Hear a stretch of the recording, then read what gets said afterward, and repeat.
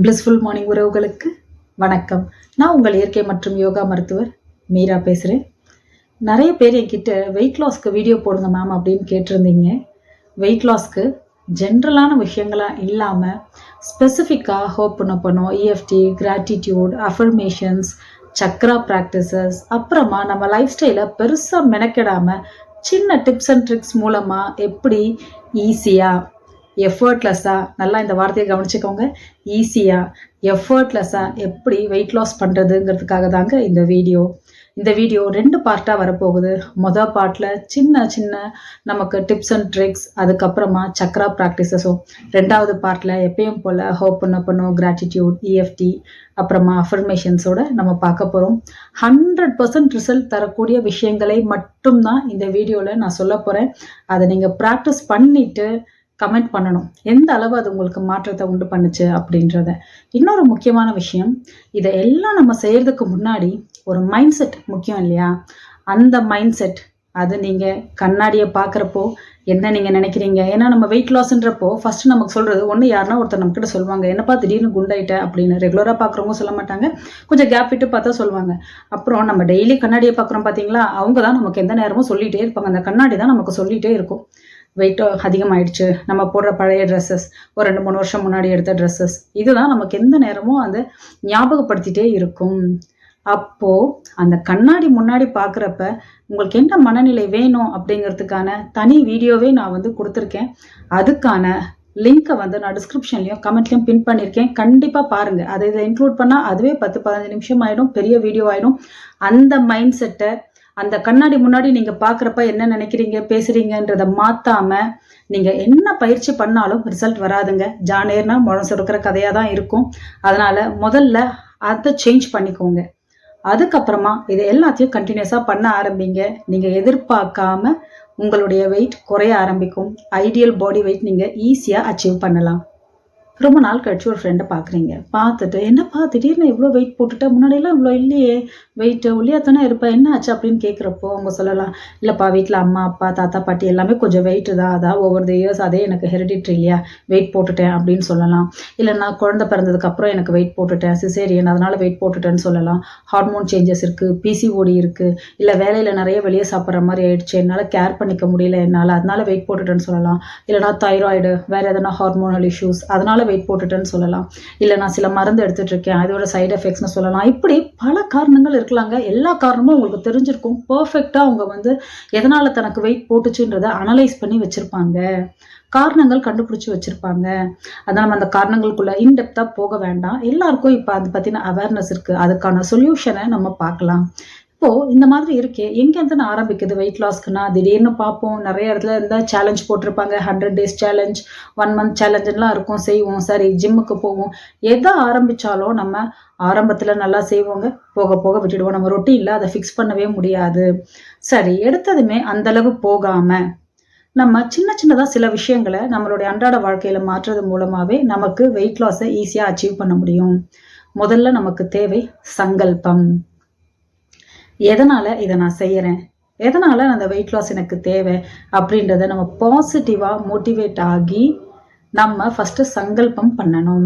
நான் பண்ண போகிற இந்த முயற்சிகள் எல்லாமே எனக்கு நல்ல பலனை கொடுக்கும். நான் ஐடியல் வெயிட் கெயினை ஒரு 6 மாதமோ ஏதோ ஒன்று, நீங்கள் உங்களுக்கு தெரியும் இல்லையா, அவங்கவுங்க வெயிட்டை பொறுத்து நம்ம மனசு நம்மளை எதிர்க்காமல் ரெசிஸ்ட் பண்ணாமல் ஒரு டைம் கோல் டைம் லிமிட் செட் பண்ணுறதுக்கு அலோவ் பண்ணும். அந்த மாதிரி ஒரு டைம் ஃப்ரேம் எடுத்துக்கோங்க. ஒரு 6 மாதமோ 1 வருஷமோ, இல்லை அடுத்த பிறந்த நாள், அடுத்த தீபாவளி, ஏதோ ஒன்று. நான் பண்ண போகிற இந்த பயிற்சிகள் எல்லாமே என்னுடைய அடுத்த பிறந்தநாளைக்குள்ள எனக்கான ஐடியல் வெயிட்டை அச்சீவ் பண்ணுறதுக்கு ஹெல்ப் பண்ண போகுது. இதுக்கு உதவியாக இருக்க எல்லாத்துக்கும் நன்றி அப்படின்னு முன்னாடியே நீங்கள் ரிசல்ட்டை அஃபர்ம் பண்ணி சங்கல்பம் பண்ணிடுங்க. சங்கல்பம் பண்ணிட்டு இன்னைக்கு உங்கள் வெயிட் எவ்வளோ இருக்குது, உங்களுடைய இன்ச்சஸ் கூட குறைச்சி நீங்கள் நோட் பண்ணி வச்சுக்கோங்க. ஆர்ம்ஸ் எவ்வளோ இருக்குது, செஸ்ட் எவ்வளோ இருக்குது, வயிறு தொப்புள் அளவு எப்படி இருக்குது. இது ரொம்ப பெருசாக தொப்பை இருக்குது அப்படின்னா உங்கள் தொப்புலேருந்து ஒரு 5 சென்டிமீட்டர்ஸ் மேலே, உங்கள் தொப்புலேருந்து 5 சென்டிமீட்டர்ஸ் கீழே, அந்த மாதிரி எதெல்லாம் குறைக்கணுமோ எல்லாத்தையும் மெஷர் பண்ணி எழுதி வச்சுருங்க. எழுதி நோட் பண்ணி வச்சுட்டு ஃபஸ்ட்டு நம்ம அடிப்படையான விஷயங்கள்லேருந்து துவங்கலாம். வெயிட் லாஸ்க்கான அடிப்படையான விஷயங்கள்னாலே முதல்ல நம்ம என்ன அடிப்படை சொல்லுவோம், சாப்பிட்றது. நம்ம அப்புறம் என்னென்ன திரவமாக குடிக்கிறோமோ அது, அப்புறம் தூங்குறது. இந்த 3 விஷயத்தையும் ஆரம்பத்துல முதல்ல சரியா பண்ணணுங்க. இப்போ நீங்க என்ன ஒர்க் அவுட் பண்ணிட்டு இருந்தாலும், என்ன மாரியான சூழல்ல இருந்தாலும், என்ன மாத்திரை மருந்து எடுத்துட்டு இருந்தாலும், உங்களுக்கு என்ன உடல்நல கோளாறுகள் இருந்தாலும், அதுக்கு நீங்க பண்ற எந்த முயற்சிகளையுமே நிறுத்தாம, அது கூட இத நீங்க இம்ப்ளிமெண்ட் பண்ண ஆரம்பிங்க. இத பண்ண ஆரம்பிச்சுட்டு, அதுக்கப்புறம் அதெல்லாம் எந்த அளவு உங்களுக்கு ரிசல்ட் குடுக்குதுன்னு பாருங்க. இப்ப நம்ம சாப்பிடுறத பத்தி சொல்லியிருந்தோம் இல்லையா? என்ன சாப்பிட்டாலும் முதல்ல நல்லா மென்னு சாப்பிடுங்க. ரொம்ப ரொம்ப அடிப்படை. வயித்துல பல்லு கிடையாது. வாயில மட்டும் தான் பல்லு இருக்கு. இட்லி சாப்பிட்டாலும் சரி, பிரியாணி சாப்பிட்டாலும் சரி, ஒரு வாய் உள்ள போச்சா, வாய மூடிட்டு, வாய திறக்காம 32 பல்லு இருக்கா, ஒரு பல்லுக்கு ஒரு தடவ மெல்றதா நெனச்சுட்டு 32 வாட்டி மென்னு மாடு மாதிரி நல்லா அசை போடணும்.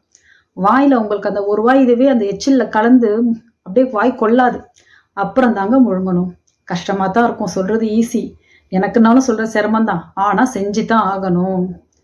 எதுவுமே பெருசா மெனக்கெடாம, செலவில்லாம, ஒண்ணுமே இல்லாம, சும்மா வாய அசைக்கிறது மூலமா வெயிட் லாஸ் ஆகுதுன்னா, இத விட ஒரு சிம்பிளா என்னங்க நமக்கு இருக்கும்? இல்லையா?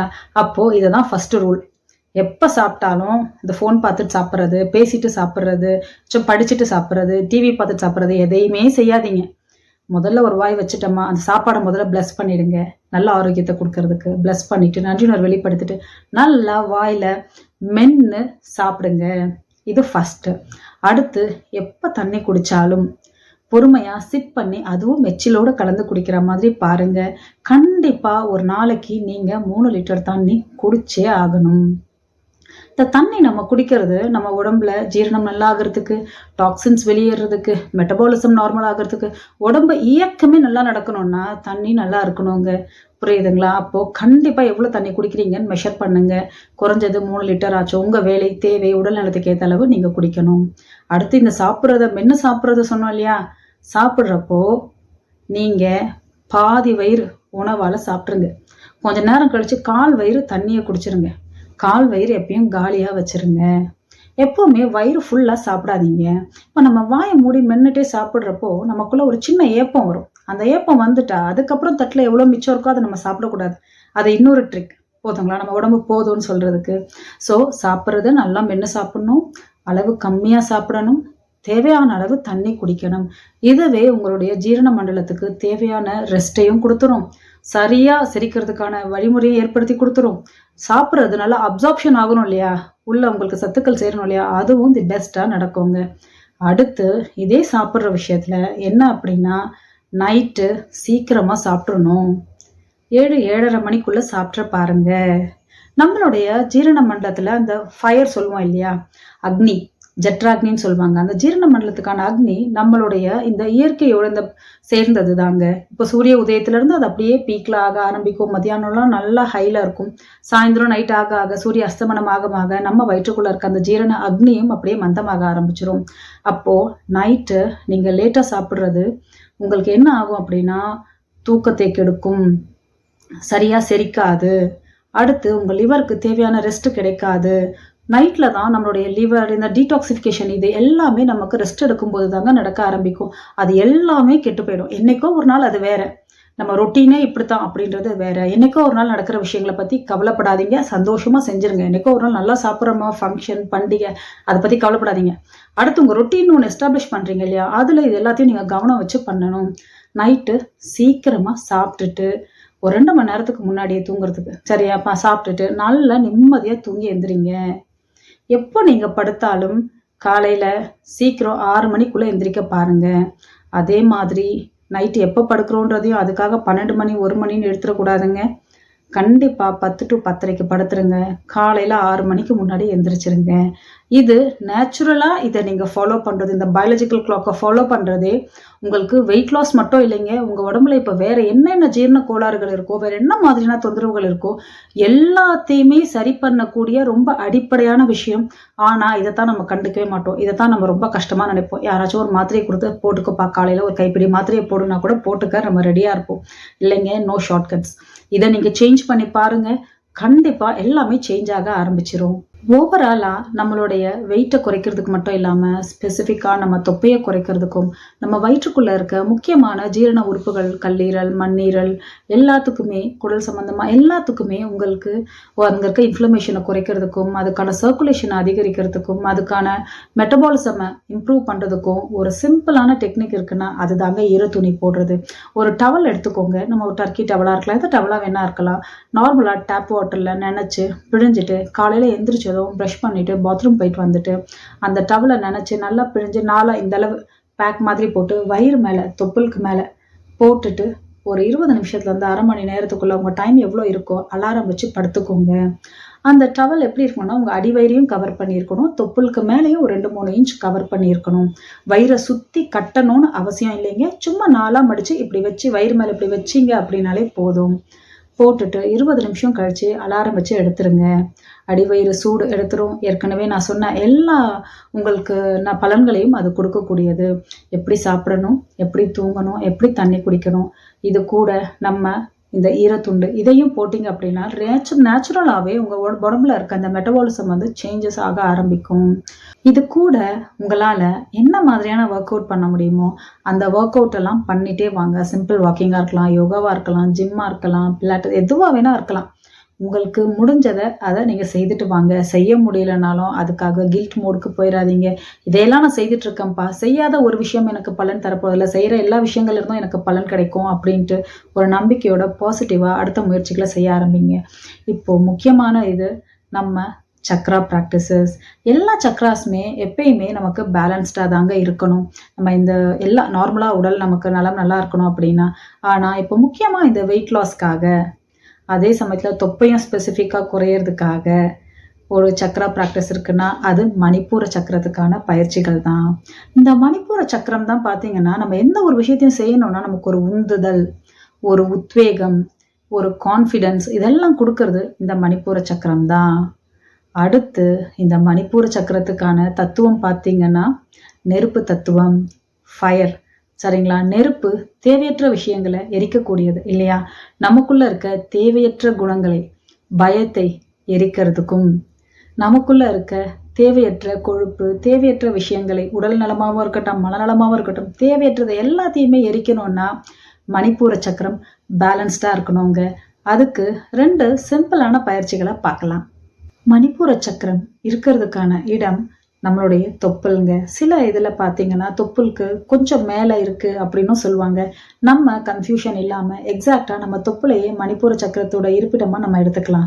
மணிப்பூர சக்கரத்தோட நிறம் பார்த்தீங்கன்னா மஞ்சள். அப்புறம் அதற்கான பீஜ மந்திரம் வந்து ரம், RAM இல்லை RAM, ரம். சரிங்களா? இந்த 2 வச்சு தான் நம்ம இப்போ பண்ண போகிற பயிற்சிகள் இருக்குது. முதல் பயிற்சி பார்த்தீங்கன்னா நேராக ரிலாக்ஸ்டாக உட்காந்துக்கோங்க. உட்கார்ந்துட்டு உங்களுடைய வலது கையை உங்கள் தொப்புள் மேலே வச்சுக்கோங்க. கண்களை மூடி 2-3 தடவை மூச்சை நிதானமாக இழுத்து விடுங்க. அது உங்களை ப்ரெசன்ட் மூமெண்ட் வர்றதுக்கும் மனசை ஒருநிலைப்படுத்துறதுக்கும் ஹெல்ப் பண்ணும். வச்சுட்டு கண்களை மூடி உங்கள் தொப்புள் மேலே இருக்க அந்த மணிப்பூர சக்கரத்தை நீங்கள் உணர்றதா நினைக்கணும். அந்த இடத்துல ஒரு மஞ்சள் நிற ஒளி இருக்கா மாதிரி நினச்சிக்கோங்க. நினச்சிட்டு ஆழமாக மூச்சை உள்ளே இழுக்கணும். மூச்சை வெளியே விடும்போது ராம்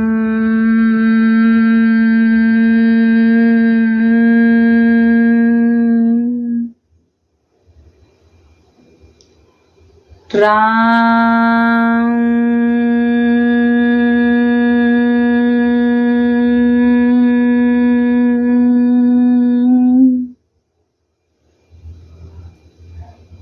ராம்.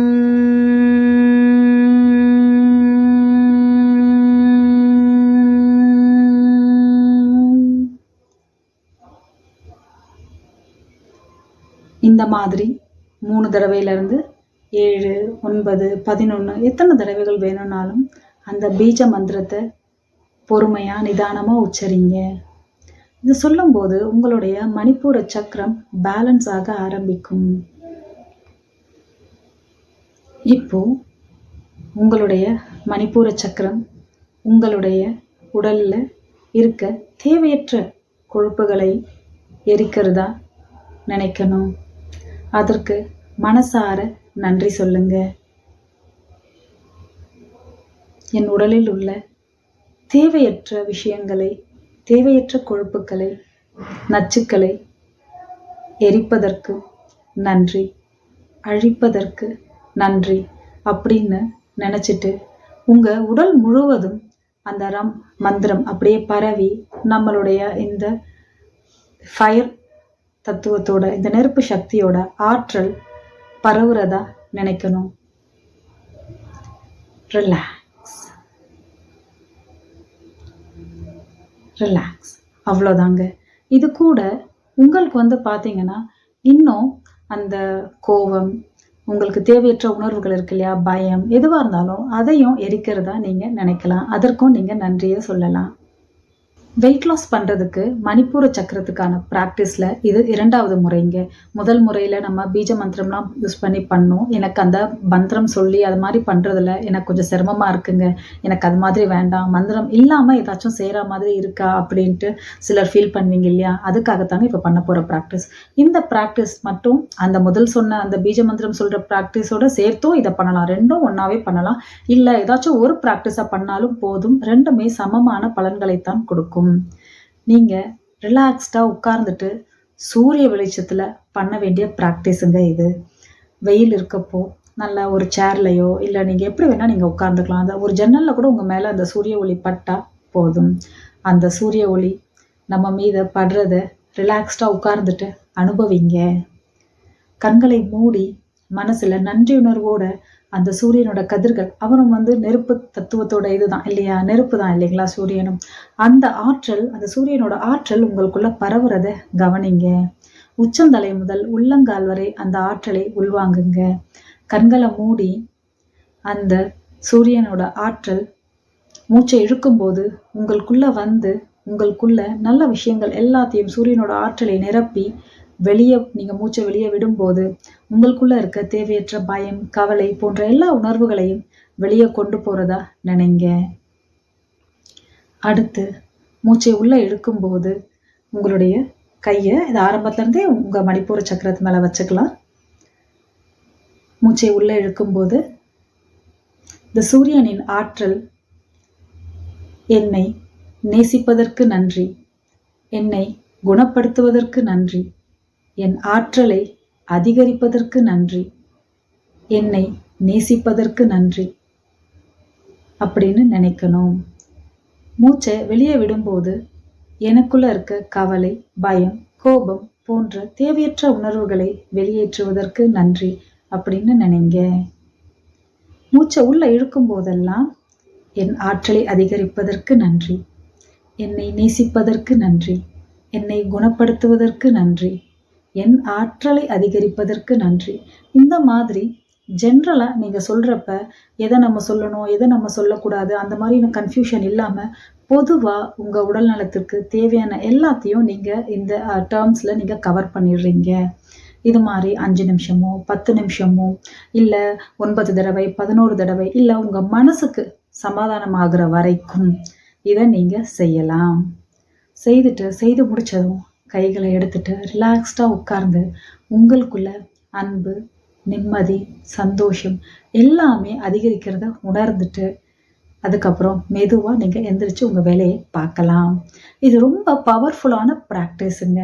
இதில் என்னன்னு பார்த்தீங்கன்னா, வெயில் இல்லை, வெளியே என்னால் பண்ண முடியல, ஜன்னல்லையும் என்னால் வெளிச்சத்தை உள்வாங்கி பண்ண முடியலையா, ஒரு விளக்கு இல்லைன்னா ஒரு கேண்டில் ஏற்றி வச்சுட்டு அந்த தீபத்தை நம்ம இந்த மாதிரி நினச்சி, ஏன்னா நெருப்பு சக்தி, நெருப்பு தத்துவத்துக்காகத்தான் நம்ம இதை செய்கிறோம் இல்லைங்களா, அப்போது அதை அந்த மாதிரி உருவகிச்சு அந்த நெருப்பு ஆற்றல் நமக்கு இப்போ சொன்ன எல்லா விஷயங்களையும் செய்கிற மாதிரி நினச்சும் நம்ம ப்ராக்டிஸ் பண்ணலாம். இந்த எல்லா ப்ராக்டிஸஸையும் தொடர்ந்து செய்துட்டு வர்றதுக்கு உங்களுக்கு பெருசாக டைமே எடுக்காதுங்க. நீங்கள் தூங்குற நேரம் தான் தூங்க போகிறீங்க, சாப்பிட்ற நேரம் தான் சாப்பிட போகிறீங்க, மெத்தட் தான் வேறு இல்லையா, அதுக்கு நீங்கள் டைம் எதுவுமே ஸ்பெண்ட் பண்ண போகிறது கிடையாது. அடுத்து இந்த ப்ராக்டிசஸ் ஒரு 10 நிமிஷம் எடுக்குமாங்க, அவ்வளோதான். இப்போ ஈஸியாக எஃபர்ட்லெஸ்ஸாக வெயிட் லாஸ் பண்ணுறதுக்கான இந்த விஷயங்களை நீங்கள் உங்கள் வாழ்க்கை முறையில் இன்க்ளூட் பண்ணிகிட்டே வாங்க. டே 1லேருந்தே உங்கள் உடல் நலத்துலேயும் மனநலத்திலையும் முக்கியமா. ஏன்னா பல பேர் இந்த வெயிட் லாஸ்க்கு பண்ற விஷயங்கள்ல உடம்புல சேஞ்சஸ் வரும், மனசுல இப்படிலாம் மெனக்கெட்டு இந்த வெயிட்டை குறைக்கணுமா அச்சாப்போ அப்படின்ற மாதிரி வருவாங்க. ஆனா இந்த ப்ராக்டிசஸ் அப்படி கிடையாது. உங்க உடல் நலம் மனநலம் ரெண்டுத்தையுமே உங்களுக்கு பார்த்துக்கக்கூடிய ப்ராக்டிசஸ் தான். அடுத்து நம்ம பிளிஸ்ஃபுல் மார்னிங் செஷன்ல பண்ணிட்டு இருக்க ஹோப்பனோபனோ, EFT, அஃபர்மேஷன்ஸ், கிராட்டிடியூட் இது எல்லாத்தையுமே பார்ட் 2 வீடியோவில் வெயிட் லாஸ்க்கு எப்படி பண்ணுறதுன்னு பார்க்கலாம். உங்களுக்கு எல்லா ப்ராக்டிசஸும் நான் தெரிஞ்சுக்கணும், ஆனால் அதில் இன்னும் நான் எக்ஸ்பர்ட்டாக ரெகுலராக இந்த விஷயம் மட்டும் இல்லாமல் வாழ்க்கையில் எல்லா ஆஸ்பெக்ட்லேயும் நான் இம்ப்ளிமெண்ட் பண்ணணும், அதுக்கு எனக்கு ஒரு கைடன்ஸ் தேவை அப்படின்னு தோணுதா? இருக்கவே இருக்குது நம்ம பிளிஸ்ஃபுல் மார்னிங் செஷன். காலையில் 5 to 6 பிரம்ம முகூர்த்தத்தில் ரெகுலராக கன்சிஸ்டண்ட்டாக, அதுதாங்க முக்கியம். கன்சிஸ்டன்ட் ரெப்பிட்டிஷன், அதுதான் சப்கான்ஷியஸ் ரீவைர் பண்ணக்கூடியது. தேவைப்பட்டா நம்மளுடைய செஷனில் ஜாயின் பண்ணிக்கோங்க. 1 மாதத்துலேருந்து 3 மாதம் பண்ணிவிட்டு உங்களுடைய சப்கான்ஷியஸ் மைண்டை நீங்கள் ரீவயர் பண்ணிக்கோங்க. வாழ்க்கையில் ஈஸியாக எஃபர்ட்லெஸ்ஸாக அடுத்த கட்டத்துக்கான போகிறதுக்கான ஒரு உந்துதலை அது உங்களுக்கு கொடுக்கும். நன்றி, வணக்கம்.